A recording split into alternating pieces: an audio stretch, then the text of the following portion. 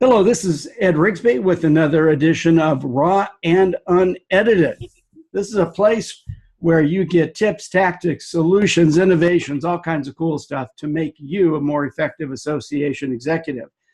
And for those of you that have had to deal with moving your organization from a volunteer-led to a professional-led, which we all know sometimes can be heartache and stress, we have Terri Hinkley here with a few tips, ideas about some of her successes. So Terri, welcome. And let me just start off with, in your mind, what's the number one thing that people have to keep in mind when they move their organization from volunteer managed to professionally managed?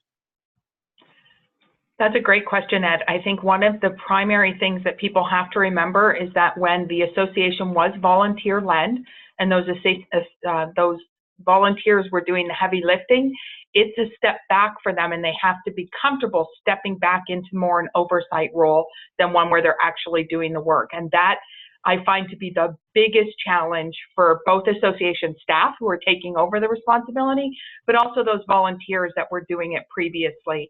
So just being really clear on where those boundaries are and what an association's oversight role might be for those volunteers versus the actual staff activities being done by staff now. So let me ask, I've got two questions at the same time going in my head. Question one is, have you created any kind of a formal document? I've been seeing a few of those showing up on Collaborate lately. That and how did you come up with that document? We haven't, and actually I saw those same threads, Ed, and I downloaded some of those documents because we're having those discussions with our board right now. And I'll give you one example of something that we did do. We just did our strategic plan in June, and the board did a fabulous job with this strategic plan. They revised the vision and the mission. They became much more leadership focused, really putting a stake in the ground on what they'd like to accomplish as an association, and reaffirmed the goals that the organization already had in place. The next step was to look at objectives and strategies, followed by then clearly tactical activities. We actually changed the worksheet that they were working from to take the tactics and timelines off of it. I really wanted them focusing just on the objectives and the strategies and not getting down into the weeds. So I think to your point, if you can work from tools that try and keep them at that more strategic level and not down in the weeds, those are the kinds of tools that I've been seeing shared on Collaborate lately. So, one of the things that I've observed, and I'm going to take a step back here just to let you know where I'm going with this. One of the things I've observed, let's go back maybe 20, 30, 40 years, a lot of trade associations and professional societies, the folks that ran them as far as volunteer leaders, they had large clerical staffs, and, they could just go back to the office, after a board meeting and hand it over to their, I hate to say it, but their minions, and stuff would get done. Now, today, fast forward 20, 30, 40 years, and, with the advent of computers and internet and speed, people don't have the kind of clerical staff they once had. But it seems like, to me, there's still this mindset that they want to be the boss and they want people to jump to. And since they don't have a staff, at work, clerical staff, they seem to have this mindset of wanting the paid staff of their association to jump to and be their employee. How have you dealt with this mindset? I will say that I've been really fortunate, and I haven't seen that a lot. I've seen a little bit of that as it relates to the actual association activities where there's not necessarily been the recognition of the skill level of the paid staff and treating them more like that. We'll just do the minutes and just do those administrative types of activities. Now, I don't have that in my current association, thankfully. I saw that in some former associations. I think my association now really does appreciate and recognize the skill set that staff bring and what's different and complementary to their industry knowledge, which is really what the volunteers are bringing to the association. So I've been very fortunate that way. How did you make it happen or help your members to get from a place of not appreciating professional staff to acknowledging and appreciating? Because that's got to be a heck of a journey in itself.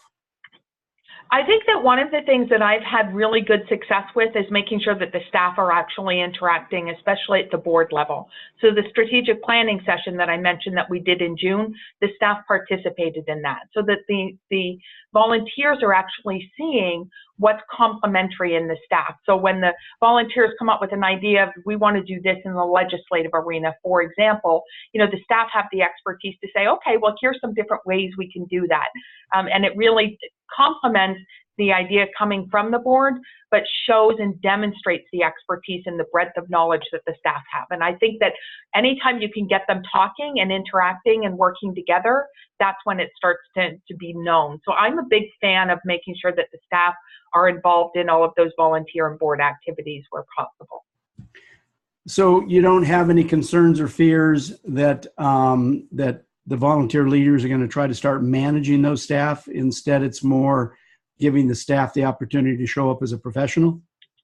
Yeah, absolutely. And again, I know that there may be associations that have that concern. I'm really fortunate with the board that I have currently, and even my predecessor had done a lot of work with them on trying to really consider their strategic oversight and what that meant. And they really do leave the staff management to me.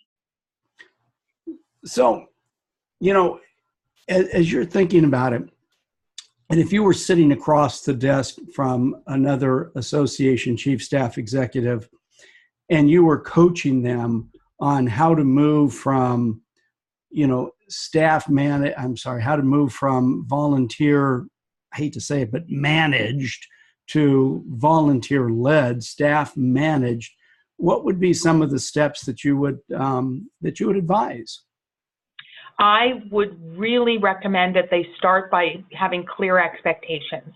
There's been a couple of times, even now, where I've done something I just assume is operational, and the board's come back and said, well, we felt that that was strategic, so then we talk about it. So setting expectations and defining wherever possible what falls into which camp is really helpful. And then just owning and allowing there to be some slip-ups from time to time, like this example that I just gave, you know, where I explained why I thought it was operational, the board explained why they thought it was strategic, and we had a conversation about that. And there's got to be a recognition that there'll probably be some bumps in the road, but that it's worth it in the long run. So as much as you can, communicate, you know, own when there's challenges, and commit to how you're going to try and recover from that and make it better. So that next time, you know, we know now where the sticking points are for the board on the things that they really feel are strategic. Even if I don't necessarily agree and think it's more operational, I respect that for whatever their reason is, they'd like to be involved in that decision making, and I just involve them in that decision making. It makes it a better partnership and continues to promote the trust between the board and the volunteers and the staff. So Terri, tell me, as far as, you know, what are the benefits that you believe the association in general has gained from being staff managed versus volunteer managed? Because I think that other association executives, as they're trying to convince their boards, it seems to me if they have a really clear understanding of how it served the association, how the members benefit. Could you speak to that a little bit? Absolutely. So I think that one of the primary benefits of having staff drive a lot of the activities has to do with times, meeting timelines, being able to actually deliver on things. Volunteers we are so fortunate, and they're critical to associations, obviously. We need their brain power. We need them telling us what's happening in the industry. But they're also very busy. They're working full-time most of the time. They've got other activities, families, and just by virtue of the fact that this is a volunteer activity, sometimes we fall a little bit off the radar, or we get kind of put to the bottom of the to-do list.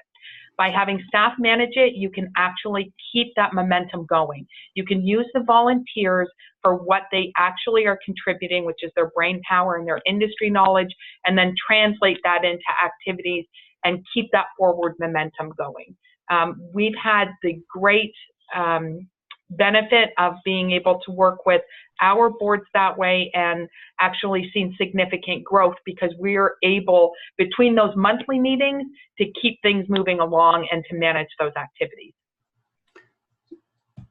So you've been in a situation where perhaps things that have taken a year or two or three and deadlines not met, you've turned that around to where things are getting done on time. Is that? Absolutely. What are there any other benefits, any less tangible that you've observed? Well, I think that one thing that is also a perhaps less tangible benefit is, again, recognizing the experience of the professional staff and the fact that they've worked in other associations. In many cases, they can bring best practices from those other associations forward.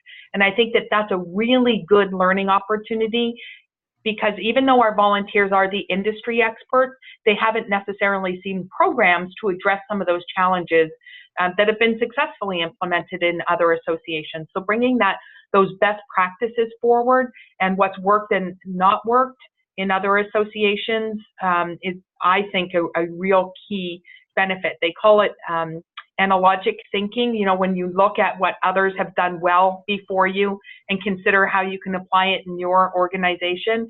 And I'm just a huge fan of that. And I always like to look at what others have done before me that has worked well.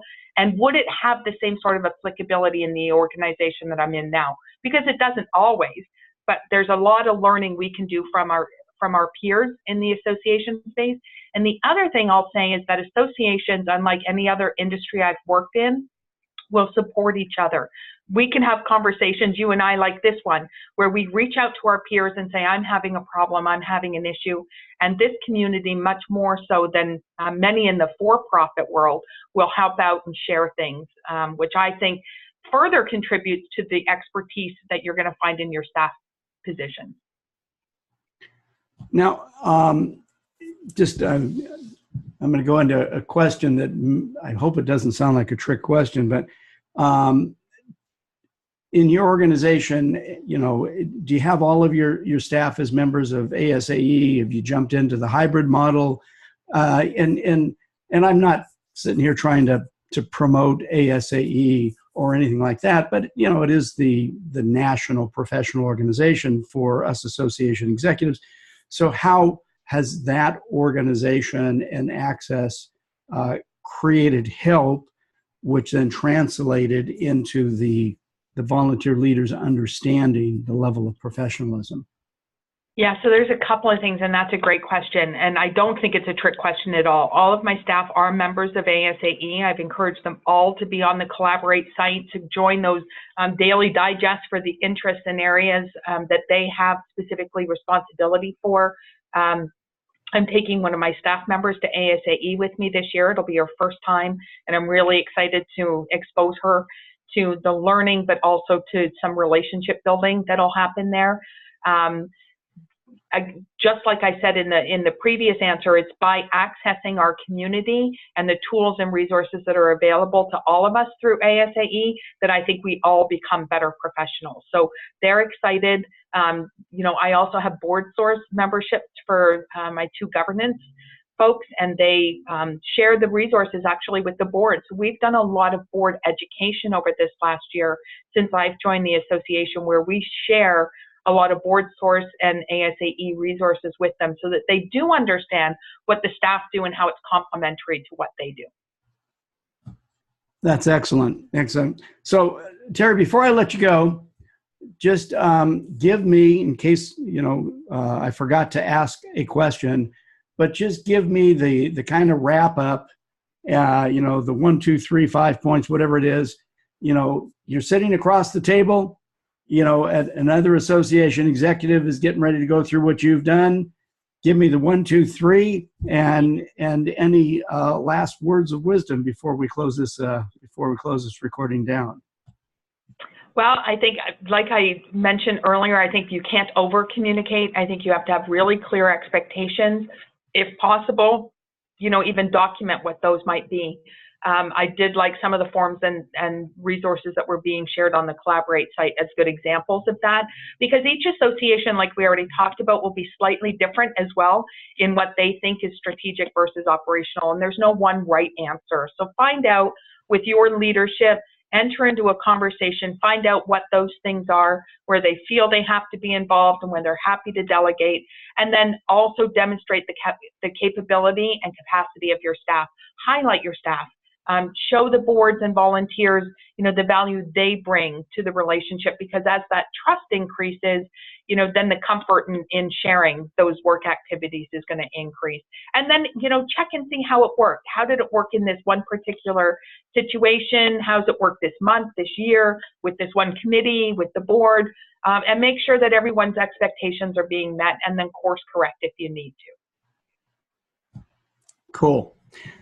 Well, Terri Hinkley, I want to say thank you so much for your willingness to share. I know that there's quite a number of people that are going to appreciate your insight, because let's face it, this is a difficult topic for many, and we all know that a lot of people are going through some difficult times. So again, Absolutely. Thanks so much.